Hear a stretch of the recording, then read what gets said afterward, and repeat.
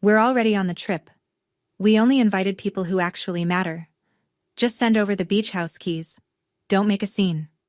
That was my stepmother, Diane, calling from my beach house, the one my late father left me, telling me I wasn't family enough to be invited to my own family vacation. I smiled. I hung up. 3 days later, I did send the keys, tucked inside a sealed envelope, and when Diane opened it at a charity gala in front of 85 guests, she screamed so loud the string quartet stopped playing. But what was inside that envelope? And why it made a 58-year-old woman lose everything she'd spent 4 years stealing? That's the part I need to tell you from the beginning. Before I go on, please take a moment to like and subscribe. But only if you genuinely connect with this story. Drop a comment letting me know where you're watching from and what time it is there. My name is Abigail Vance. I'm 34 years old. I'm a landscape architect in Massachusetts. And this is the story of how I almost lost my father's house and found my own voice instead. Now let me take you back to a Tuesday morning in late June, the day the phone call changed everything. Before I can explain the envelope, you need to understand what Whitecrest means to me. Whitecrest is a shingle-style house perched on a bluff in Truro, Cape Cod, overlooking the Atlantic. 4 bedrooms, a wraparound porch, and a view that makes you forget you have a phone. Harborline Associates appraised it at $6.8 million in January of 2024, but to me, it was never about the number. It was about the man who bought it. My father, Raymond Vance, was an estate attorney with a quiet practice in Hyannis and the kind of handshake that made people trust him before he said a word. He purchased Whitecrest in 2003, when I was 11, 2 years after my mother lost her battle with ovarian cancer. The house was supposed to be a fresh start. And for a while, it was. Every summer, Dad and I would repaint the fence posts, replace the warped porch boards, and sit outside with his rolled-up blueprints, while he quizzed me on load-bearing walls and dormer angles. That porch is where I decided to become an architect. That porch is where my father became my best friend. Then he remarried. Diane Ashford came into our lives when I was 18 and already packing for Boston University. She was polished, articulate, and very good at making my father feel needed. Meredith, their daughter, arrived a year later. And slowly, so slowly I almost didn't notice, every time I came home to Whitecrest, I felt less like a daughter and more like a guest. Dad used to say something that I never fully understood until much later. "This house is yours, Abby. I've made sure of that on paper." I thought he was just being sentimental. I'd never once read his will. 2 weeks after his funeral, Diane changed the locks. She said it was for security. I told myself it was just a lock. But looking back, it was the first door she closed on me. The locks were only the beginning. Over the next 4 years, Diane dismantled my place in the family the way you'd remove a stain from fabric. Patiently, methodically, until no trace remained. Thanksgiving 2021.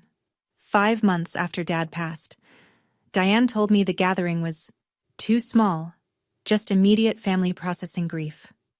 I found out later there were 14 people at the table, including Diane's sister and 2 neighbors I'd never met. Christmas 2022, I was invited, but seated at a folding card table near the kitchen while Meredith's friends filled the dining room. I carved the turkey. I served the pie. No one thanked me. Then there was the group chat. Our family iMessage thread, Vance Family, had existed since 2019. In September of 2022, I noticed I'd stopped receiving messages. When I asked Diane, she laughed softly. "Oh, we started a new one for planning. Must have been a glitch." There was no glitch. There was no invitation to the new thread either. But the part that kept me tethered, the part I'm almost embarrassed to admit, was the charity. The Raymond Vance Coastal Preservation Fund was established in Dad's name 3 months after he died. Its mission was to fund shoreline restoration along Cape Cod, something Dad had championed his entire career. I wanted to honor him, so I contributed $2,000 a month, every month, without fail.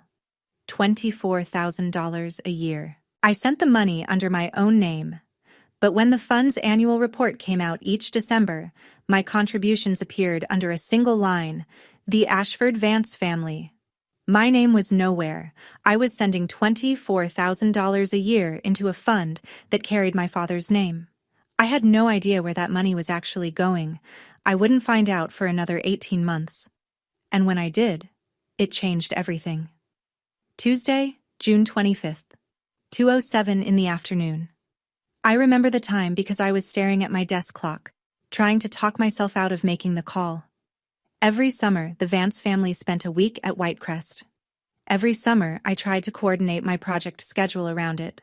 And every summer for 4 years, I'd ended up alone, uninvited, or invited too late, or told the dates had shifted. But I kept trying, because trying was all I had left of belonging. Diane picked up on the third ring. I heard waves.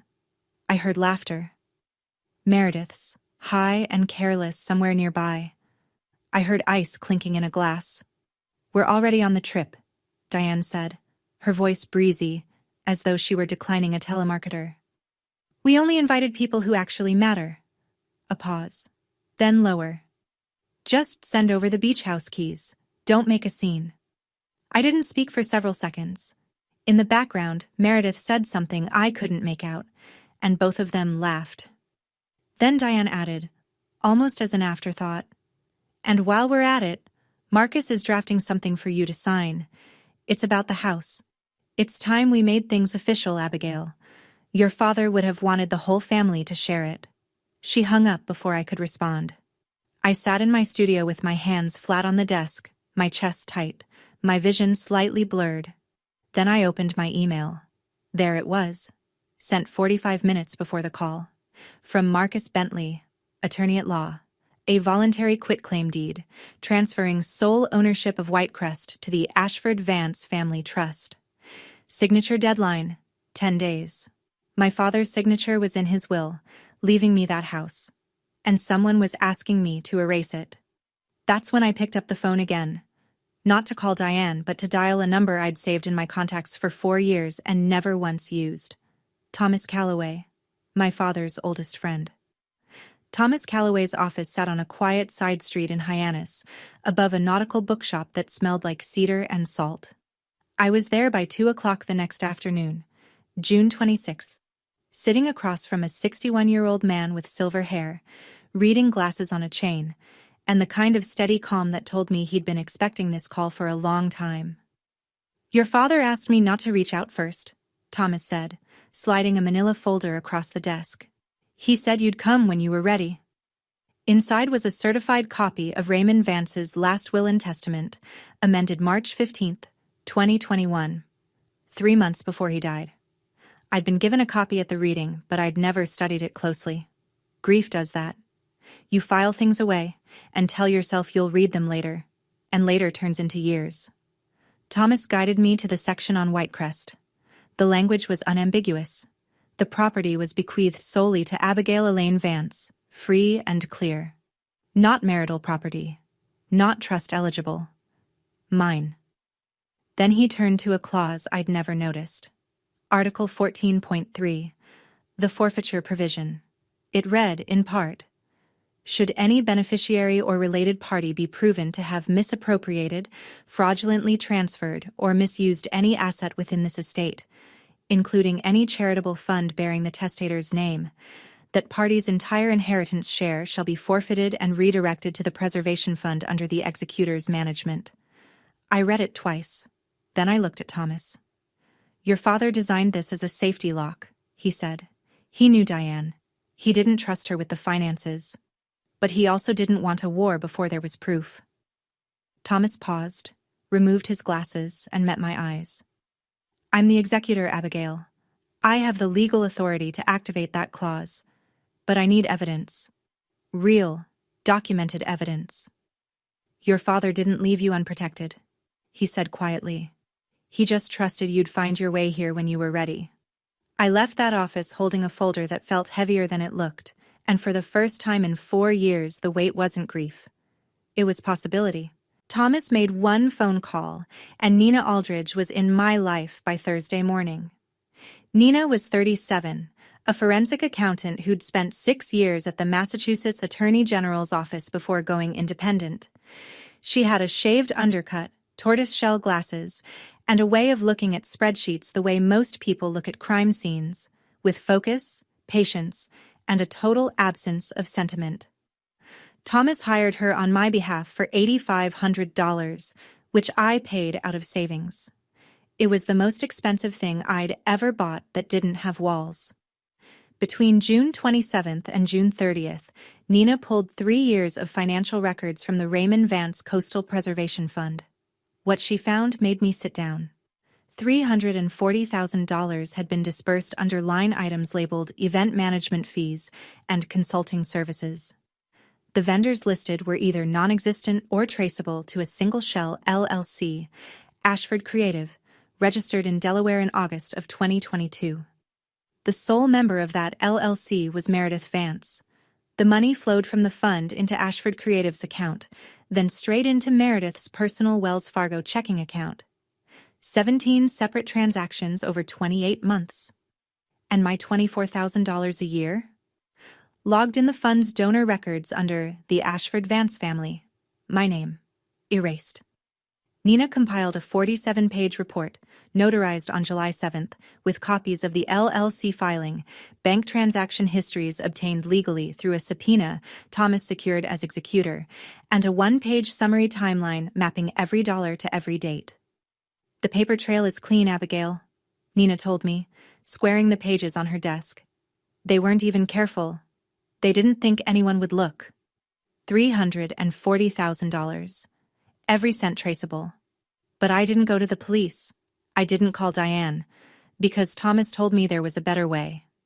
And it started with a gala invitation that had just arrived in my mailbox."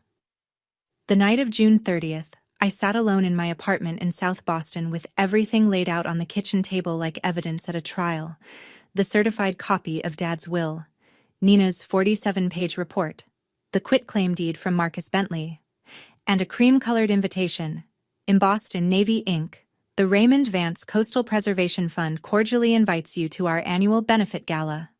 July 12th, Harbor View Hotel, Edgartown, Martha's Vineyard. Cocktails at 6 p.m., dinner and program to follow. 85 confirmed guests." The guest list read like a who's who of Cape Cod philanthropy: the president of Cape Cod 5 Bank, 2 Edgartown selectmen, 3 real estate attorneys, Margaret Hale from the Cape Cod Times, and a representative from the Massachusetts Attorney General's nonprofit division, invited by Diane herself no less, to demonstrate the fund's transparency. I picked up the framed photo of Dad from the bookshelf. He was standing on the White Crest porch, sleeves rolled, squinting into the sun, holding a paintbrush like a conductor's baton. I could almost hear him. "A house is just wood and nails, Abby, but what you build inside it, that's the legacy." At 11:47 that night, I wrote Thomas an email. "I'm not signing the quitclaim. I'll be at the gala. Let's do this the right way." He responded in 9 minutes. "Your father always said you'd know when it was time. I'll file the motion with Barnstable Probate Court on Monday. Hearing date, July 18th. I closed my laptop and looked at the table again. In 12 days, I would walk into a room where my stepmother was queen, and I would hand her an envelope that could end her reign. I had spent 4 years being the person who didn't make a scene. That era was over. I sometimes wondered whether Diane ever lay awake at night worrying that someone might look too closely. Based on what happened next, I don't think she lost a minute of sleep. On July 2nd, Meredith emailed me. The subject line was a single heart emoji. The message was not as gentle.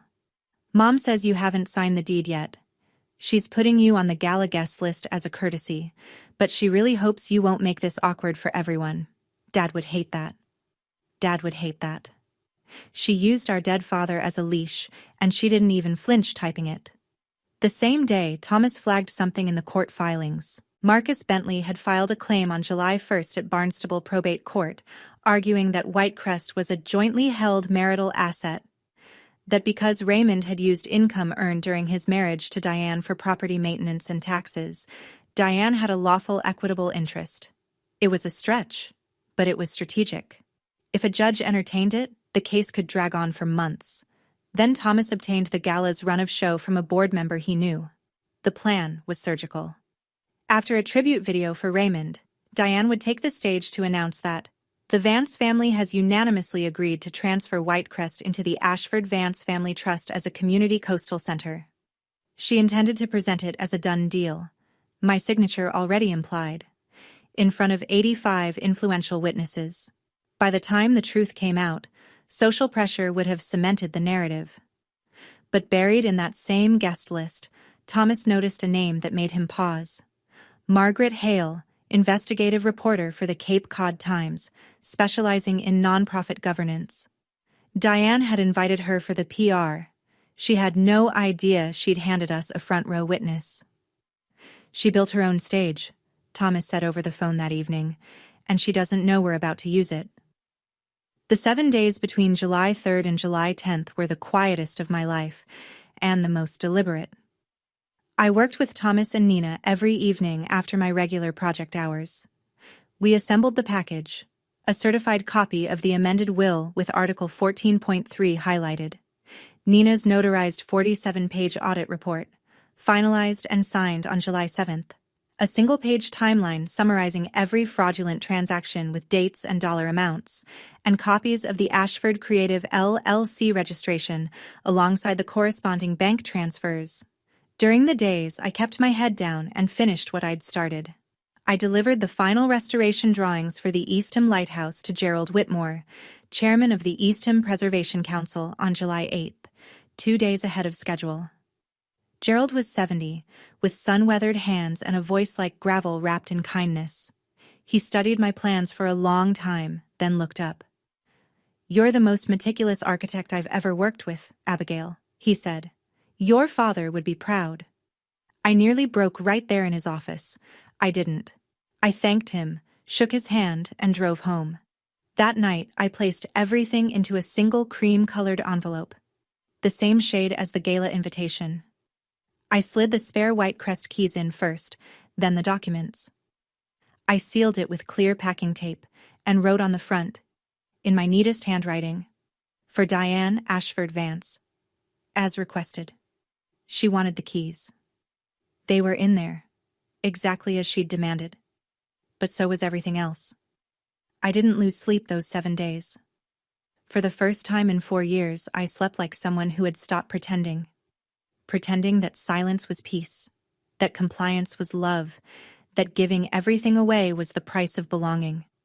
The envelope sat on my nightstand like a quiet grenade.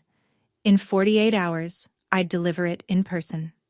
The morning of July 12th, I boarded the Steamship Authority ferry at Woods Hole with a shoulder bag containing the sealed envelope, a fully charged phone, and the Eastham Lighthouse drawings, just in case anyone at the gala needed a reminder of what I actually did for a living.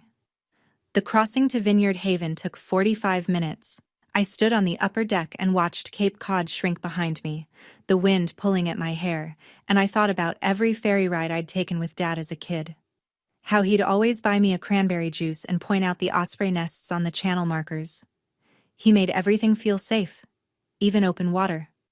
Harbor View Hotel in Edgartown is a white clapboard landmark from 1891, all wraparound porches and widows' walks, perched on a hill above the harbor.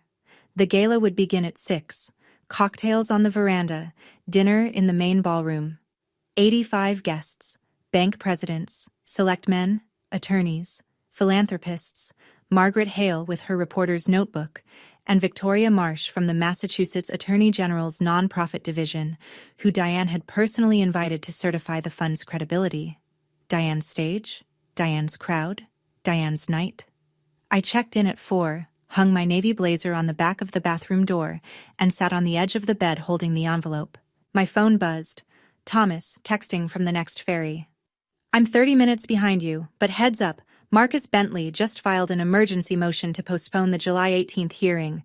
Wants 60 more days for discovery. If the judge grants it, Diane buys herself 2 months to spin this. Tonight matters more than ever."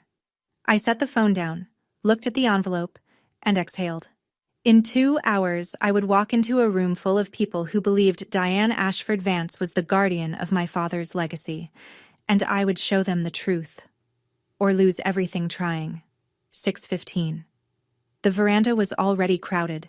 Linen suits, sundresses, champagne flutes catching the last of the golden light over Edgartown Harbor. A string quartet played Debussy near the railing.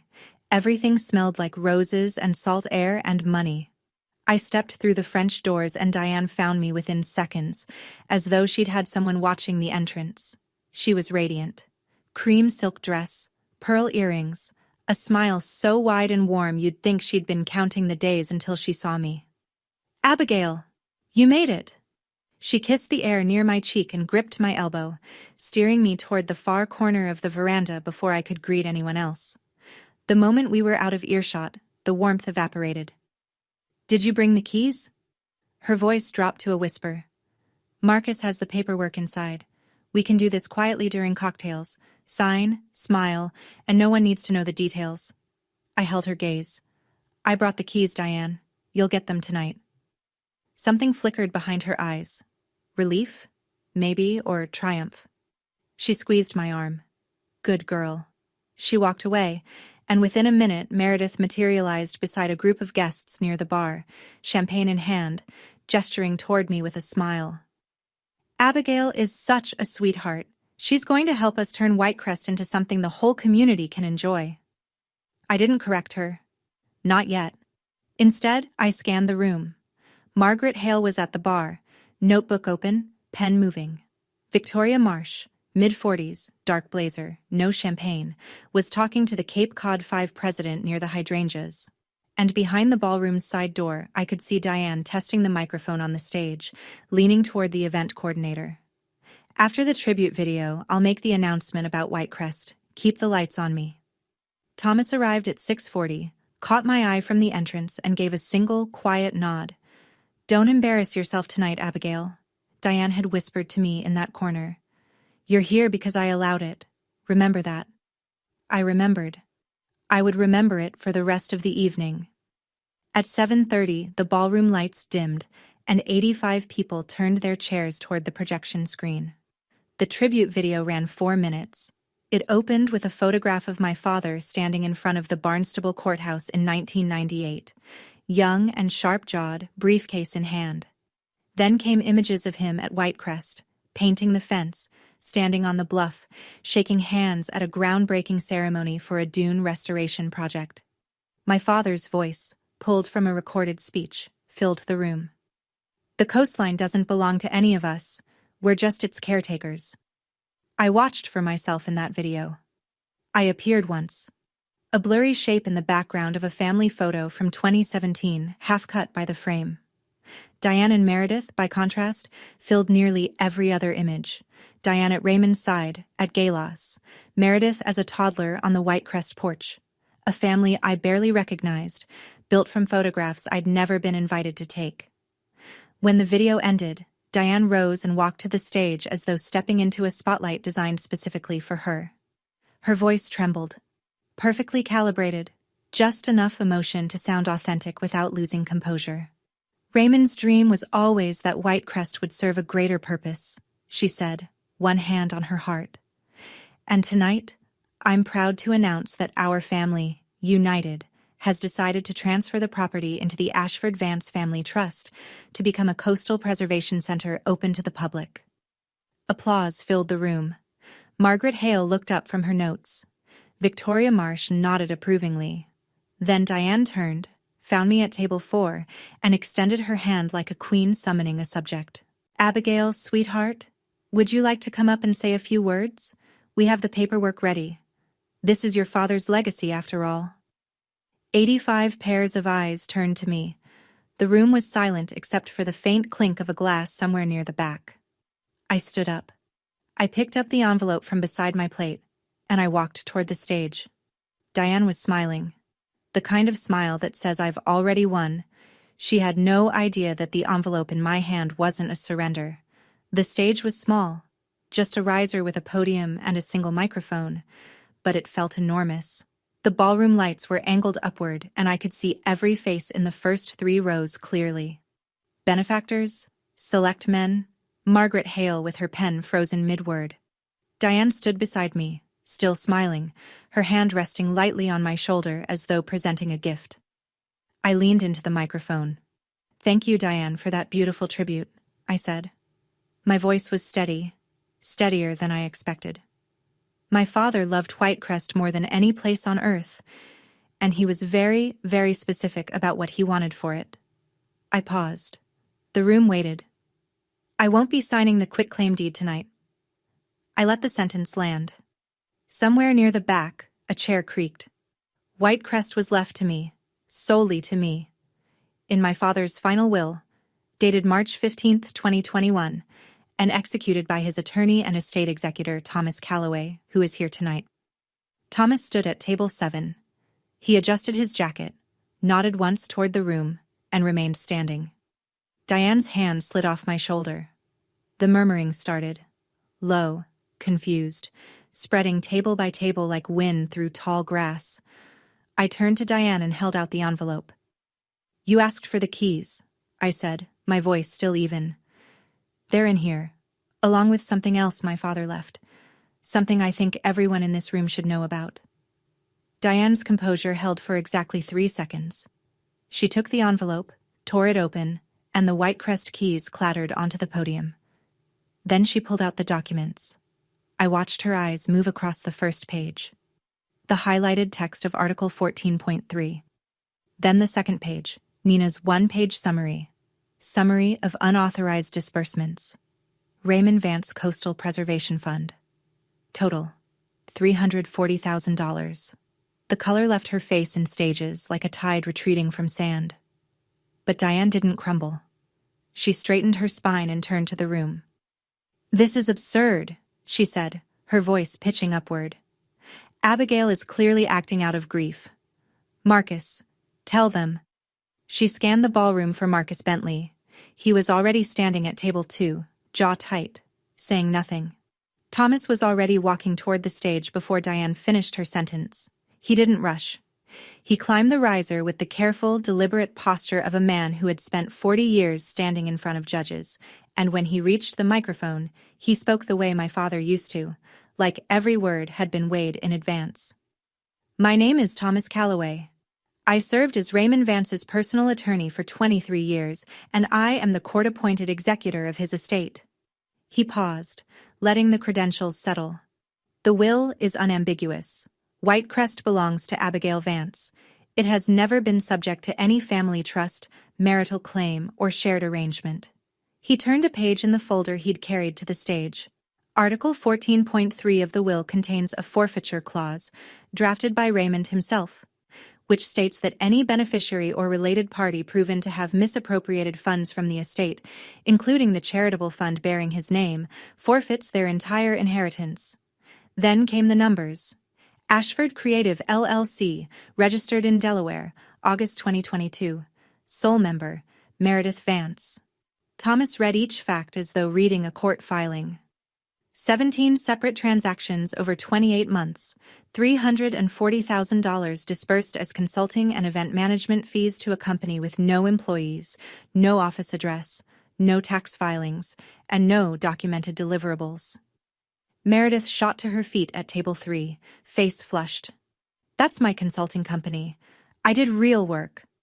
Thomas didn't raise his voice. "The LLC has produced no invoices, no contracts, and no evidence of services rendered. The funds transferred directly to your personal bank account." Silence.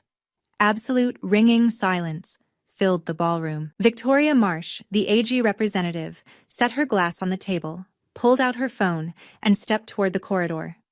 Margaret Hale's voice recorder had been running for 5 minutes already, its small red light glowing beside her napkin. And Marcus Bentley stood, adjusted his tie, and said quietly to Diane, "I need to speak with my client privately." Then he walked out of the ballroom without looking back. Marcus walked out, and with him walked the last person willing to defend Diane Ashford Vance in a room full of witnesses. What happened next is something I've replayed in my mind more times than I can count, not because it felt good, because it felt irreversible. Diane stood at the podium, alone now, the microphone still live. The room was so quiet I could hear the harbor bell outside. She gripped the edge of the podium with both hands and did the one thing she should not have done. She kept talking. Raymond would be ashamed of you, Abigail. Her voice cracked, but not from grief, from rage. You're destroying this family for a house. No one moved. 85 people had just heard documented evidence that Diane had siphoned $340,000 from her late husband's charity, and now she was invoking his name to shame the daughter he'd specifically protected. The silence stretched for 3 long seconds.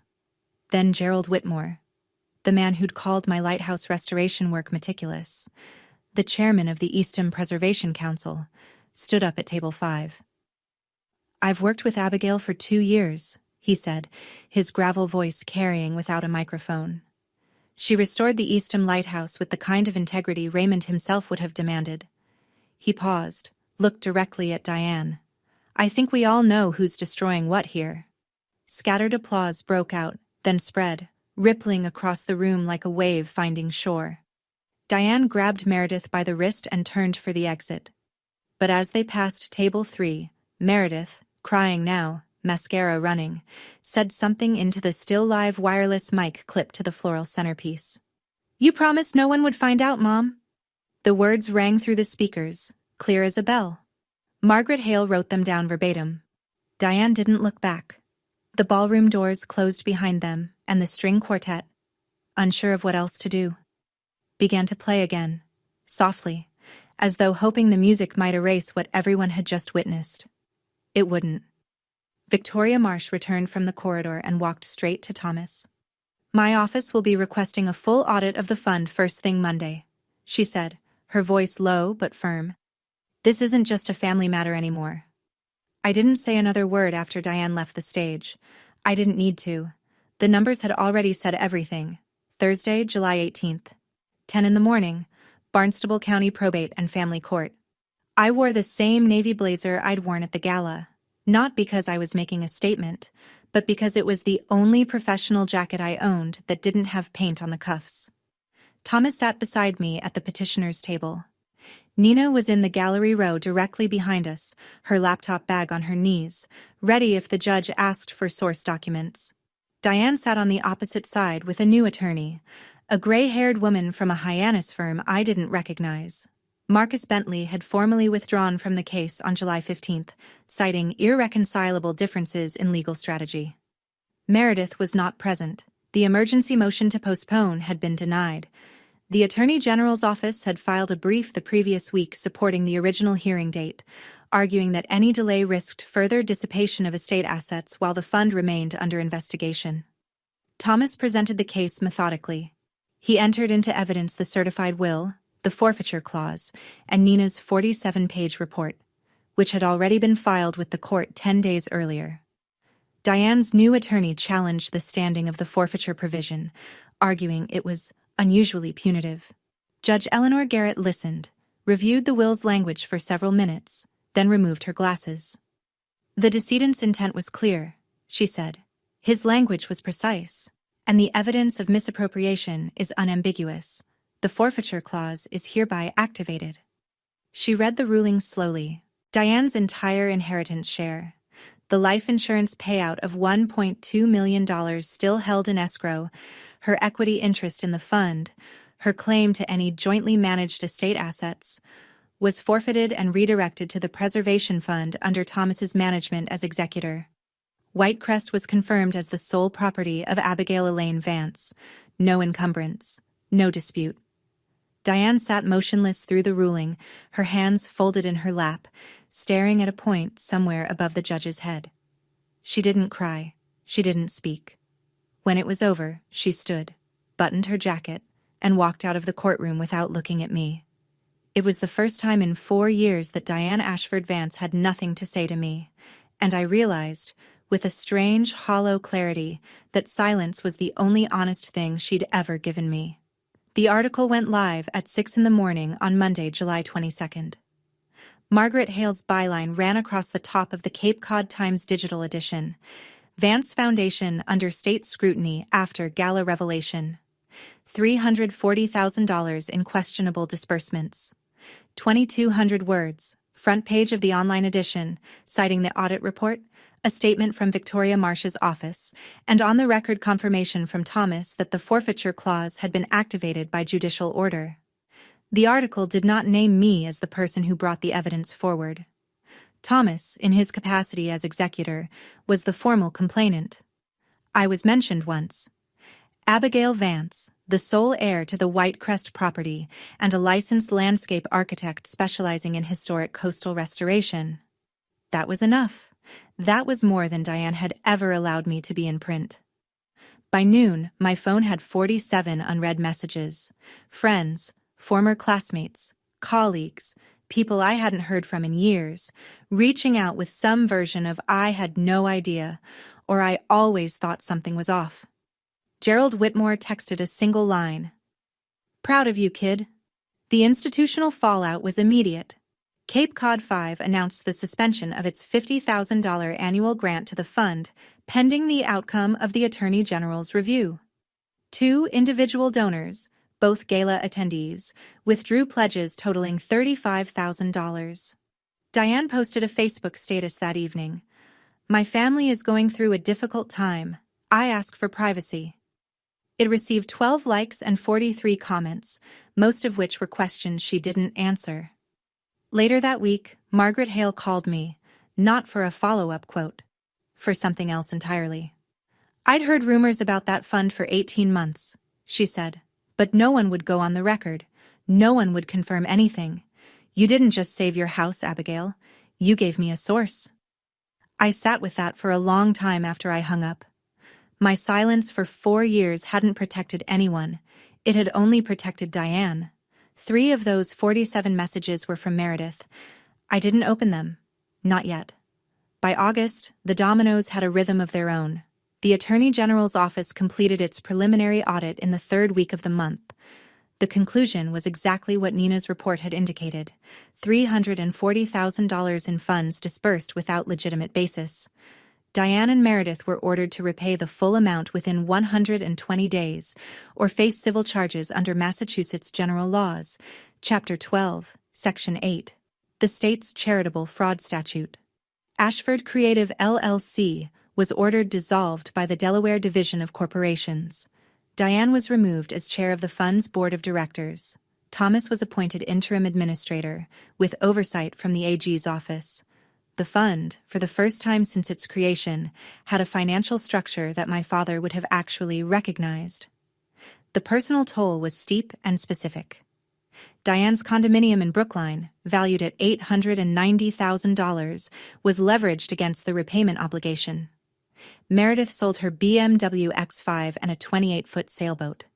Combined with the forfeited inheritance of $1.2 million, the total financial loss for Diane and Meredith reached approximately $1.635 million, plus an estimated $95,000 in legal fees.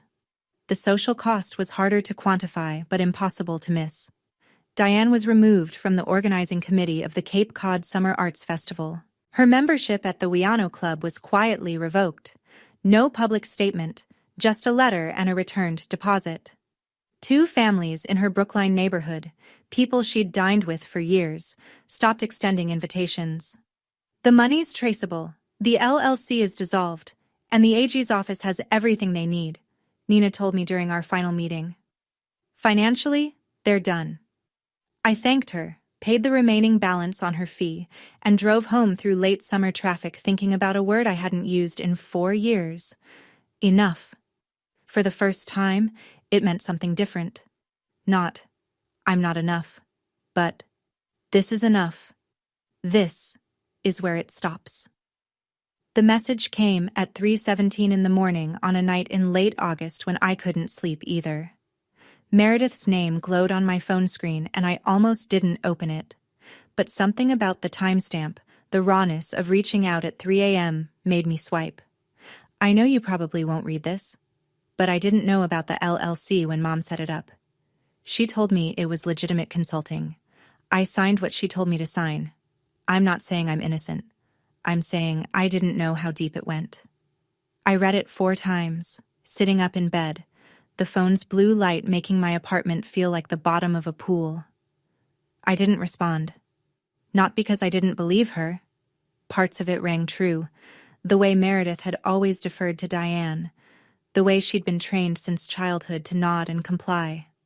But believing someone's confusion doesn't erase their choices. She signed every invoice. She deposited every check. The next morning, I called Nina. "Is there evidence Meredith knew the LLC was fraudulent?" Nina was quiet for a moment. Meredith signed every invoice. She received every payment. Whether she understood the legal implications is a question for a court, not for me. Fair enough. I thought about Meredith for days after that. 26 years old, raised under Diane's roof and Diane's rules. Never taught to question, never required to earn. If I'd grown up in that house instead of on the White Crest porch with Dad, would I be different? I didn't know. But I knew that understanding someone's circumstances didn't mean accepting what they'd done with them. Have you ever had someone in your life who hurt you? Not out of malice, maybe, but out of weakness? Someone you couldn't quite hate and couldn't quite forgive? I'd love to hear how you handled it. Share in the comments. I didn't respond to Meredith that night, but I saved her message. I had a feeling I'd need to read it again, when I was ready to decide what kind of sister I wanted to be. September arrived the way it always does on Cape Cod, with a sharpening of the light and a thinning of the crowds, and for the first time, the season felt like mine. Gerald Whitmore invited me to join the Eastham Preservation Council as an architectural advisor. It was a volunteer position with no salary and a title that wouldn't impress anyone at a cocktail party, but it was the first time my name appeared on any board in the Cape Cod conservation community, and it appeared because of my work, not my last name. The Cape Cod Chronicle published a feature on the Eastham Lighthouse restoration in mid-September. The article was about the building, its history, its structural challenges, the 18 months of careful work that brought it back from the edge of condemnation. My name appeared in the fourth paragraph. Abigail Vance, the project's lead architect, has earned a reputation for meticulous preservation work that balances historical integrity with modern resilience. There was no mention of the gala, the fund, or Diane. And that was exactly what I wanted. To be known for what I built, not for what almost got taken from me. My studio's phone started ringing more often after that. 3 new restoration contracts came in from Cape Cod homeowners between September and November, totaling $420,000 in projected revenue, more than double what I'd earned the previous year. I turned down 2 podcast invitations and 1 request for a magazine profile. "It's a private matter," I told each of them. "The courts handled it." I wasn't being modest. I was being deliberate. The story I wanted to tell with my life wasn't about revenge. It was about work and roots, and the stubborn act of building things that last. Victoria Marsh sent Thomas a letter in October, thanking him for his cooperation. Her office was reviewing oversight protocols for family-managed charitable funds in Massachusetts, using the Vance case, anonymized, as a reference study. My father's name was becoming what it should have been all along, a standard, not a prop. In October, Diane reached out, not to me directly, but through Thomas. She wanted to meet. She said she wanted to talk. I agreed, but on my terms. Thomas's office in Hyannis, Thomas present as mediator, no attorney from Diane's side, no Meredith, no recordings from her end. If she wanted a conversation, it would happen in a room with clear walls and clear rules. We met on a Thursday afternoon. Diane looked smaller than I remembered. Or maybe she just looked her age for the first time. No pearls, no silk. A gray cardigan buttoned to the collar, her hands wrapped around a paper coffee cup she never drank from. She cried. I expected that. She said, "I only wanted to protect what Raymond built." I'd expected that too. I let her finish. Then I spoke, and I'd rehearsed this not for drama but for precision, because I knew if I didn't get the words exactly right, I'd either say too little or too much. "Diane, you didn't protect what he built. You tried to take what he left for me. I don't hate you. But I won't let you have access to my life the way you've had for the last 4 years. If you want a relationship, it starts with honesty, not control." Then I laid out 3 conditions. First, All communication regarding property, finances, or estate matters would go through Thomas. No direct contact. Second, the fund repayment must be completed in full before any family gathering of any kind. Third, I would not attend any event organized under the Vance family name until the fund was restructured with independent oversight. Diane listened. She didn't argue. When I finished, she said quietly, almost to herself, "You sound just like your father." "Thank you," I said. "That's the best thing you've ever said to me." A boundary isn't a punishment, and I wanted her to understand that. It's the price of staying in someone's life when trust has to be rebuilt from nothing. I responded to Meredith's message in November, 2 months after she'd sent it. I kept it short. "I read your message. I believe you didn't understand the full picture, but you benefited from it, and that's something you have to own. If you want to talk, I'm open to it, but not as your sister who forgives everything, as someone who expects you to be honest." She wrote back within an hour, and we agreed to meet at a cafe in Falmouth, halfway between us. Neutral ground, no history attached to the walls. The conversation lasted 2 hours. Meredith looked different. Thinner. No makeup. Her nails bitten short. She held her coffee with both hands like she was cold, even though the cafe was warm. She talked more honestly than I'd ever heard her talk about anything. "Mom always told me what to think," she said. "I never questioned it. That's not an excuse. It's something I have to fix." I didn't disagree, and I didn't rush to reassure her, the way I might have a year ago. Instead, I told her the truth as I saw it.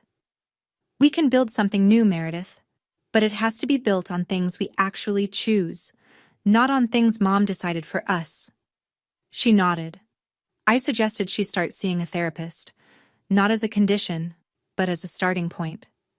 I gave her a name. "This isn't for me," I said. "This is for you." Then, near the end, Meredith told me something I'd never known. 2 weeks before Dad died, he called her. She was 22 then, still living at home. He said, "Take care of your sister, Mare. She's going to need you." Meredith's voice broke. "I failed him. I failed both of you." I reached across the table and held her hand. The first time in 4 years I'd touched my sister without a wall between us. I didn't forgive her that day. But I opened a door. What she does with it is up to her. I drove to Whitecrest at the end of November, when the Cape was empty and the wind had teeth. The locksmith met me at 9 in the morning. I watched him change every lock on every door. Front, back, side porch, the basement hatch Dad used to call the submarine entrance. When he handed me the new keys, I held them in my palm and felt their weight the way you feel the weight of something you thought you'd lost forever. I hadn't set foot inside in 4 years. The house was intact but neglected in the way that only apathy can produce. The porch boards I'd replaced with Dad in the summer of 2018 were warped from moisture. The fence posts we'd painted together were peeling down to bare wood. The garden my mother had planted before I was born, the one Dad kept alive for 2 decades, had gone to thistle and crabgrass. Diane hadn't maintained any of it. She'd used the house the way she'd used everything, as a set piece, not a home. I hired a small crew from Truro. And then I did something I hadn't done since I was 17. I picked up a brush and started painting the fence myself. It took 3 days. My shoulders ached, my hands blistered and then calloused. And on the 3rd evening, while pulling up a rotted plank on the porch, I found a wooden box wedged under the floorboards. A cigar box, weathered but sealed with packing tape. Inside was a handwritten letter, dated March 10th, 2021. 5 days before Dad amended his will, 3 months before he died. "Abby, if you're reading this, it means you've found your way back. I knew you would. The house is yours. Not because it's valuable, but because you're the only one who understands what it means. Don't let anyone tell you what your legacy should be. Build it yourself. Love, Dad." I sat on the porch where he used to sit, holding his letter in his handwriting, and I cried for the first time since the funeral. Not because I was sad, because he'd known. He'd known all of it. What Diane would try, how long I'd wait, and that I'd come back when I was ready. He'd planned for everything, except how much I'd miss him while I figured it all out. By January 2026, the fund had a new spine. Thomas completed the restructuring over the holidays, and when he walked me through the final documents in his Hyannis office, I could see the relief on his face, the kind that comes not from victory, but from a promise finally kept. The Raymond Vance Coastal Preservation Fund retained its original name. Dad had chosen it, and no one else's hands would change that. But everything underneath was rebuilt. Gerald Whitmore was installed as the new board chair, bringing with him 40 years of nonprofit governance and a zero-tolerance policy for undocumented disbursements. Nina Aldridge agreed to serve as part-time treasurer on a transparent, contracted basis. The fund's first-ever financial officer with actual forensic credentials. And the Attorney General's office mandated an independent audit every 12 months, conducted by a rotating external firm. Cape Cod 5 reinstated its $50,000 annual grant, contingent on the new audit provisions, a condition the bank had never imposed before, and one that Thomas welcomed without hesitation. Accountability, he told me, isn't a burden. It's a foundation. Then came the part that surprised even Thomas. I decided to convert Whitecrest's ground floor into a summer residency program for architecture students. 4 fellows, 6 weeks, working on real preservation projects along the Outer Cape under professional mentorship. I called it the Vance Fellowship. The first cohort would arrive in June. I kept the second floor as private space. A bedroom, a drafting table by the window, the porch where Dad's letter had waited under the floorboards. That wasn't a sacrifice.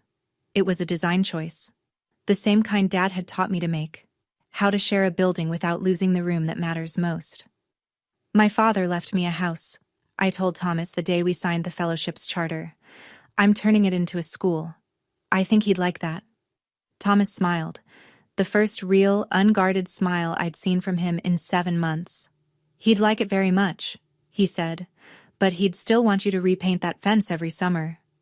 I laughed. It was the first time I'd laughed about Dad without it hurting. June 2026.